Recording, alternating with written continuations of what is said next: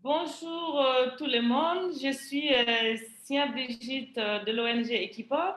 Je suis la responsable du pôle plaidoyer pour l'Afrique de l'Ouest, résident au Burkina Faso.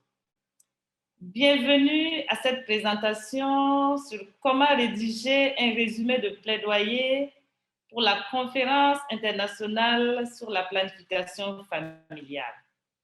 Ce contenu a été développé par le sous-comité de la conférence pour le plaidoyer et la redevabilité. Aujourd'hui, j'aborderai les éléments clés et considérations importantes qui vous aideront à préparer votre résumé pour la conférence et à augmenter vos chances d'être accepté.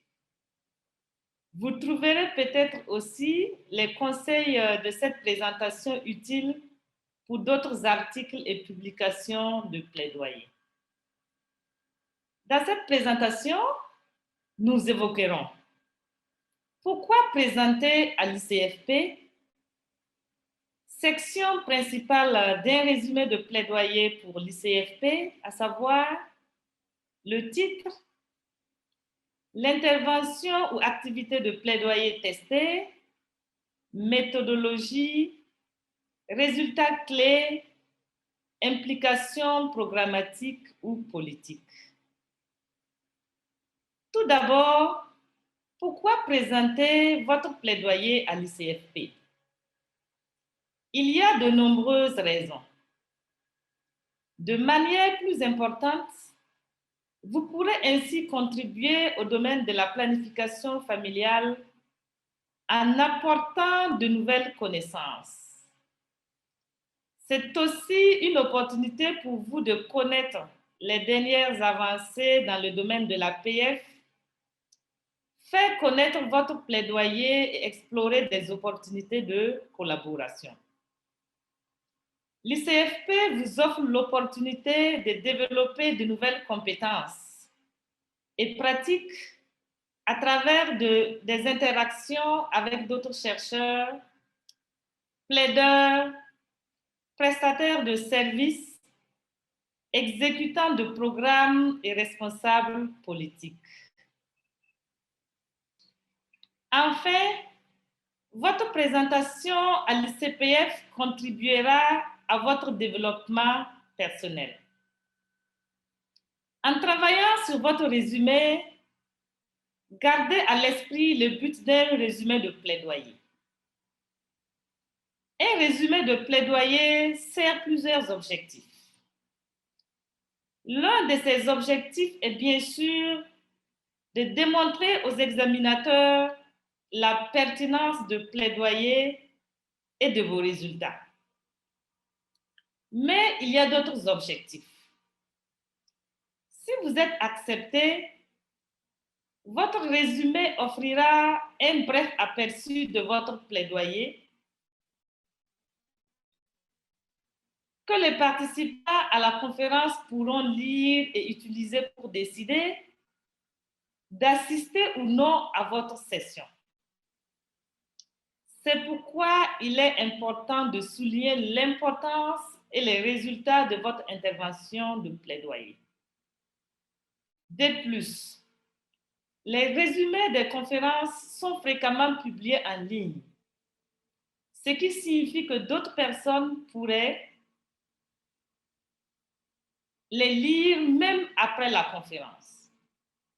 Ainsi, un résumé de plaidoyer doit résumer avec exactitude et de manière succincte l'intervention, activité testée, la méthodologie, les résultats clés et les implications programmatiques ou politiques.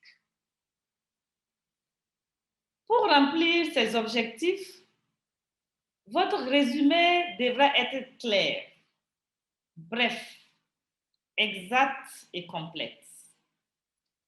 Souvenez-vous qu'un résumé est un dossier et doit dans son ensemble raconter une histoire.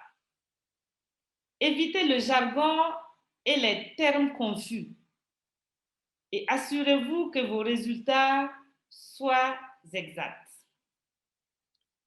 Ne laissez aucune section vierge ou incomplète et respectez la limite de mots de chaque section du résumé. Le système coupera les mots additionnels automatiquement. Ainsi, si vous dépassez la limite de mots, les examinateurs ne pourront pas lire ce que vous avez écrit. Prenons quelques minutes pour passer en revue chaque section d'un résumé de plaidoyer. Le titre. Pourquoi est-ce important? C'est la première chose qu'on voit. Si le titre de votre résumé n'est pas pertinent ou intéressant, personne ne lira votre résumé. Alors, passez du temps sur le titre. Le titre est votre gros titre qui s'affichera comme un menu publicité de votre session dans le programme de la conférence. Le titre doit être bref, précis, informatif et accrocheur. Il doit résumer votre activité en 15 mots ou moins. Dans la mesure du possible, utilisez des termes et phrases descriptifs qui résument avec exactitude votre plaidoyer et donnez une idée de l'ampleur de vos efforts et du lieu de votre intervention. Distinguez votre résumé des autres. Rendez-le intéressant et donnez envie à vos lecteurs d'assister à votre présentation. Faites en sorte qu'ils se distinguent des autres résumés sur le même sujet. En quoi votre effort de plaidoyer est-il novateur ou différent de celui des autres? Comme vous pouvez l'imaginer, nous recevons de nombreux bons titres et un bon nombre de titres qui ne sont pas si bien pensés. Voici quelques bons exemples d'ICFP précédentes. La campagne agit maintenant pour mettre fin aux grossesses chez les adolescentes. Les partenariats multisectoraux, les médias et la mobilisation de masse, moteur de résultats en Ouganda. Encourager la redevabilité infranationale à travers une auto-évaluation interne innovante et dirigée par les décideurs vis-à-vis des engagements de l'EPF au Kenya. De la politique à l'action, élargir les rôles des agents de santé pour les soins d'avortement complets en Inde. Cadre d'investissement pour la planification familiale au Nigeria de 2018 à 2020. Une analyse de coûts-bénéfices. Il n'y a pas de bonne manière d'écrire un titre, mais différentes approches possibles. Beaucoup pensent que parce qu'il s'agit d'une conférence académique, le résumé doit être académique, mais il est tout à fait possible de le rendre plus personnel. Voyons maintenant la section sur l'importance ou le contexte. N'oubliez pas de dépasser la limite de mots de chaque section. Dans le cas précédent, pas plus de 200 mots. Dans cette section du résumé, vous devriez vous assurer de décrire clairement pourquoi votre plaidoyer était nécessaire. Il s'agit d'introduire vos efforts.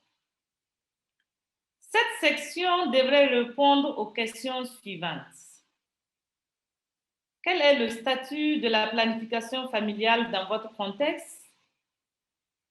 À quel problème répondez-vous? Pourquoi votre plaidoyer était-il nécessaire?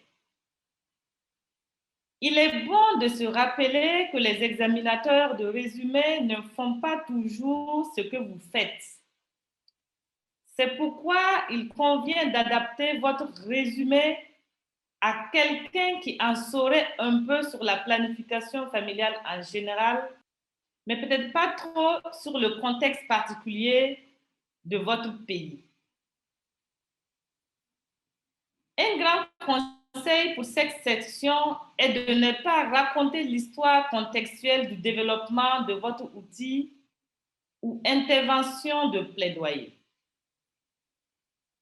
Une autre section y est dédiée. À la place, la section sur l'importance et le contexte porte sur l'avant. Elle devrait décrire le contexte particulier de votre plaidoyer ou activité de redevabilité et pourquoi cette dernière était nécessaire initialement.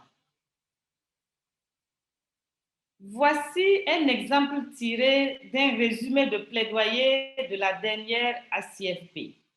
Je vais m'arrêter un moment pour que vous puissiez rapidement relire ce texte, puis nous évoquerons les éléments clés.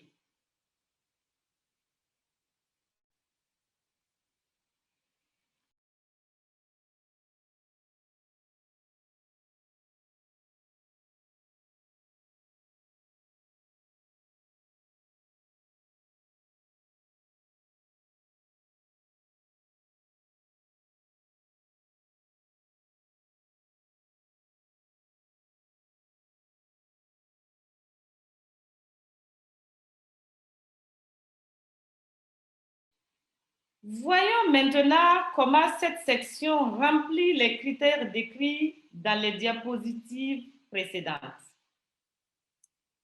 Vous noterez que dans cette section, les auteurs décrivent rapidement le problème auquel le plaidoyer a tenté de répondre. Dans le premier paragraphe, l'auteur présente le contexte dans lequel le plaidoyer a eu lieu. Dans la dernière phrase de ce premier paragraphe, il mentionne plus spécifiquement le lieu géographique du plaidoyer.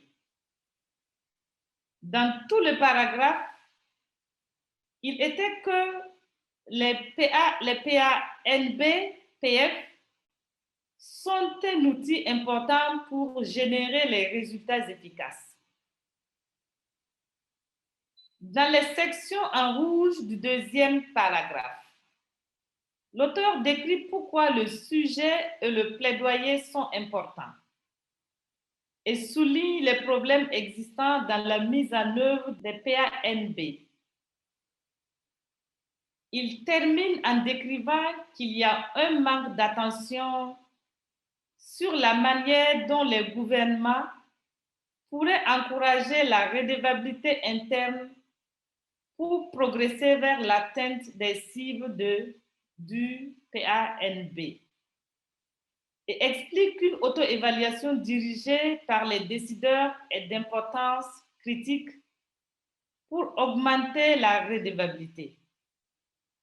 Cela permet de poser les bases pour commencer à expliquer le plaidoyer à la section suivante. Voyons maintenant le troisième élément principal de votre résumé, la section sur l'intervention de plaidoyer en elle-même. Cette section ne devrait pas être plus longue que 100 mots. Dans cette brève section, vous devriez décrire les visées et objectifs spécifiques de votre plaidoyer. C'est l'endroit où vous décrivez aussi ce que vous avez fait ou en d'autres termes, quel a été le rôle de votre organisation ou institution pour répondre aux problèmes et si vous avez travaillé avec des collaborateurs. Là encore, le problème devrait être abordé dans la section sur l'importance et le contenu. Cette section est l'endroit où vous décrivez le qui, le quoi, le où et le cas de vos activités de plaidoyer ou redevabilité. Prenez quelques secondes pour lire cet exemple de résumé accepté à une ICPF précédente.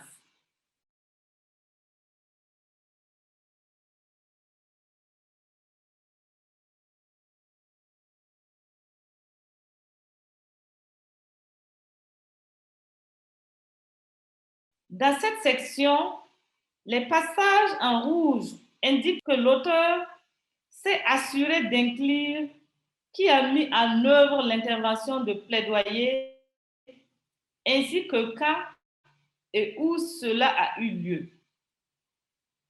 Maintenant que vous avez établi clairement votre intervention de plaidoyer, passons un peu de temps sur ce que la méthodologie devrait recouvrir. Cette section a aussi une limite de mots de 200 mots.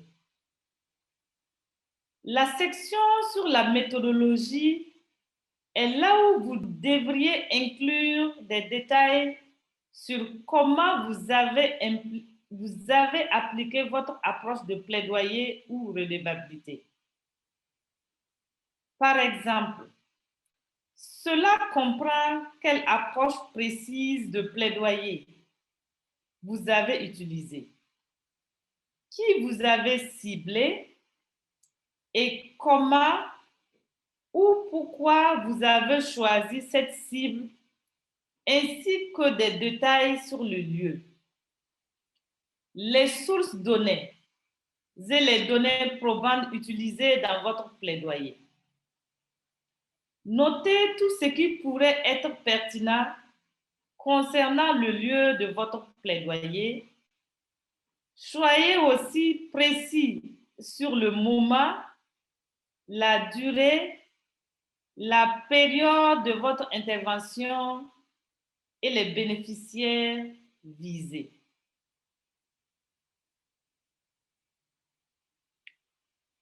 Un bon conseil sur la section méthodologique est d'y passer beaucoup de temps.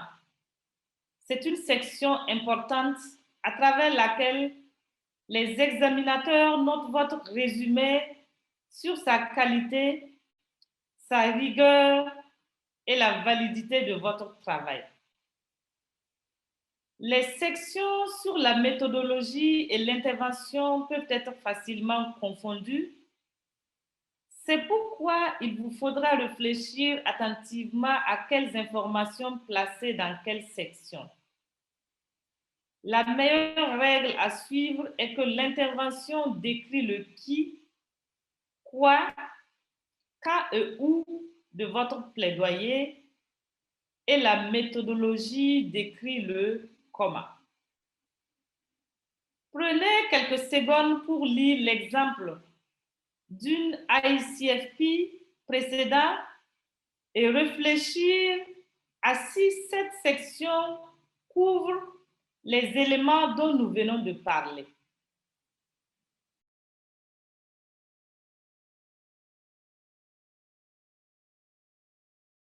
Comme souligné, les auteurs ont décrit en beaucoup de détails comment ils ont mis en œuvre leurs interventions de plaidoyer décrites plus haut dans la section sur l'intervention. Les auteurs couvrent les actions spécifiques qui ont été décrites plus haut dans la section sur l'intervention, comme le développement de plans de travail pour la redevabilité et la conduite d'une cartographie des relations de pouvoir entre les décideurs.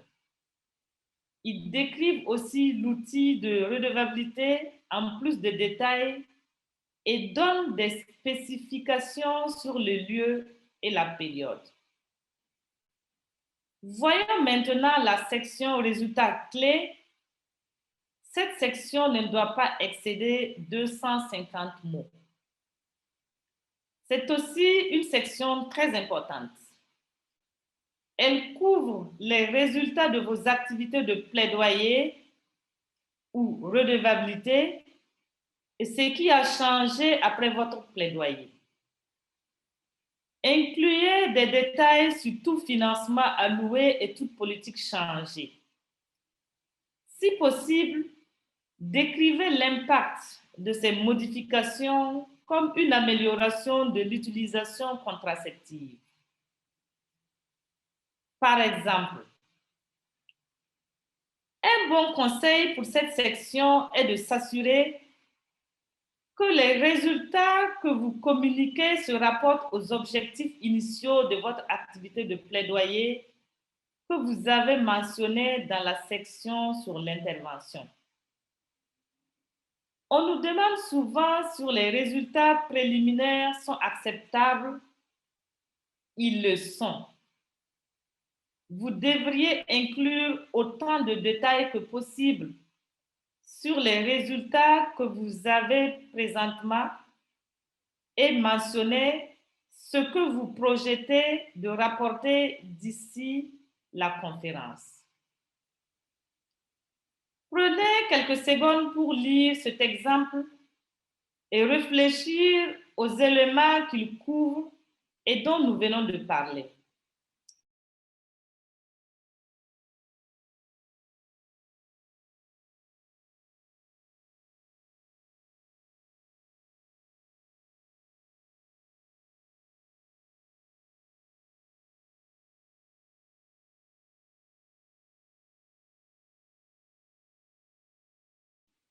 Vous pouvez voir que les auteurs ont décrit l'impact d'utiliser l'outil et la cartographie des relations de pouvoir présentées précédemment. Enfin, voyons la dernière partie du résumé, la section sur les implications politiques ou programmatiques. Cela ne devrait pas excéder 250 mots. Cette section est le moment où vous devrez retourner au contexte général. Vous devriez communiquer ce que vos résultats signifient pour votre contexte. Quelles sont les prochaines étapes? Que signifient vos résultats pour le domaine du plaidoyer au sens large? Pourrait-il être répliqué à d'autres pays?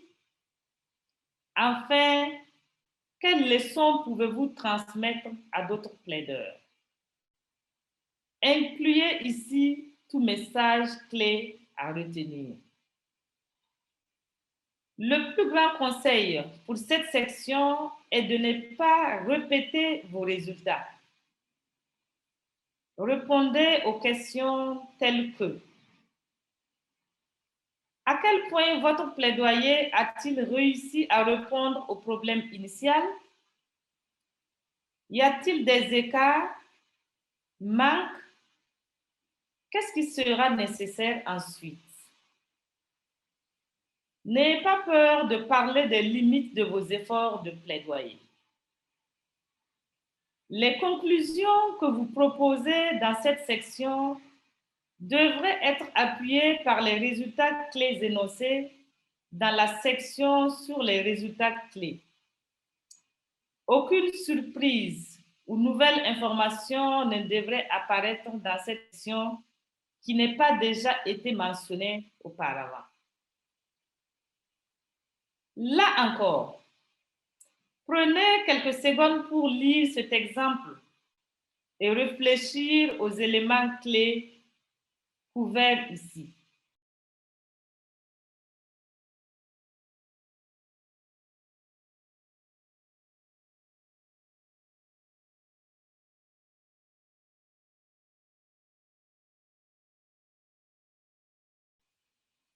Ici, les auteurs soulignent les messages clés à retenir. Ils ont relié les résultats présentés avant à des concepts plus larges. Au deuxième paragraphe, les auteurs abordent les choses clés à garder à l'esprit aux prochaines étapes du programme et indique que l'approche pourrait être généralisée à d'autres sujets ou contextes. Avant de terminer par les questions fréquentes, il est important d'évoquer brièvement le sujet important de la mauvaise conduite ou faute professionnelle dans la recherche. Cela pourrait surprendre beaucoup d'entre vous, mais nous avons eu quelques incidents où des candidats à l'ICFP ont été disqualifiés pour mauvaise conduite. L'éthique de la recherche est au cœur de l'intégrité scientifique. Tout signe de mauvaise conduite dans la recherche est pris très au sérieux pendant l'examen des résumés. Les références n'ont pas besoin d'être incluses dans un résumé. Cependant, si le texte de votre résumé est clairement copié d'autres sources, cela représente un motif immédiat de disqualification. Toute personne proposant un résumé à l'ICFP se doit d'éviter toute forme de fabrication, falsification ou plagiat. Voici un lien vers la politique d'éthique de la recherche de l'École de santé publique de Johns Hopkins. Cette directive s'applique à tous les résumés envoyés à l'ICFP. Pour terminer, nous répondons à quelques questions fréquentes. La question qui est probablement la plus courante: quels résumés ont le plus de chances d'être acceptés à l'ICFP? Cette question n'est pas aussi simple qu'elle en a l'air. Vous avez plus de chances que votre résumé soit accepté s'il suit rigoureusement les instructions et la limite de mots, mais au final, les examinateurs jugeront de l'intégrité scientifique et de la contribution de votre travail. Les résumés qui sautent des sections ou n'apportent pas suffisamment d'informations ont beaucoup moins de chances d'être acceptés. Le comité de sélection des résumés tente de prioriser les résumés présentant de nouvelles connaissances ou données probantes. Les conclusions doivent être soutenues par les données et une méthodologie analytique claire doit être présentée, indépendamment de la langue dans laquelle le résumé est écrit. Les résumés rédigés en anglais et français sont traités de la même façon. Assurez-vous d'utiliser des mots clairs et rélisez votre résumé pour vous assurer qu'il ne comporte aucune faute de frappe ou erreur grammaticale. Vous pouvez vous faire relire pour éditer votre résumé en anglais ou français.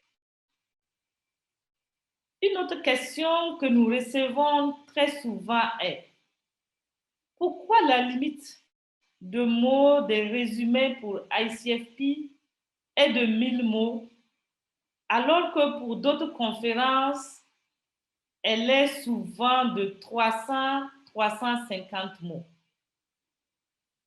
L'ICFP est unique dans ce sens. Notre objectif principal est de permettre aux personnes de partager de nouvelles connaissances et d'informer la pratique. L'ICFP permet des résumés individuels comprenant jusqu'à 1000 mots et de 400 mots pour les résumés faisant partie d'un panel préformé, afin de fournir suffisamment de détails pour permettre au comité scientifique d'examiner adéquatement chaque résumé et de prendre une décision juste en permettant aux auteurs de clarifier Là, les questions de recherche et le contexte et d'expliquer la méthodologie et les résultats en détail. La liste de conseils est longue pour rédiger un bon résumé. Aux États-Unis, on dit « Ne jouez pas au baseball à une partie de football ». Et dans d'autres contextes, on peut dire « Ne jouez pas au cricket à une partie de football ».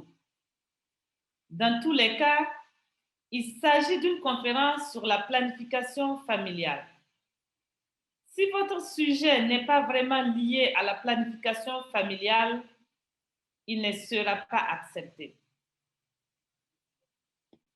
Gardez en mémoire la règle 3. Simple, clair, compréhensible. Évitez les très longues phrases et les paraphrases denses. N'utilisez pas de termes peu communs ni d'acronymes sans les définir. Faites-vous relire par une personne dont la langue maternelle est celle de votre résumé avant de l'envoyer à la CFP. Enfin, pour les résumés quantitatifs, soyez cohérents lorsque vous incluez les intervalles de confiance ou valeurs pi et utilisez le même nombre de décimales. Par ailleurs, bien que cela soit courant, évitez la voix passive. Vous pouvez utiliser le présent pour décrire le problème traité dans votre résumé et les implications des résultats de recherche.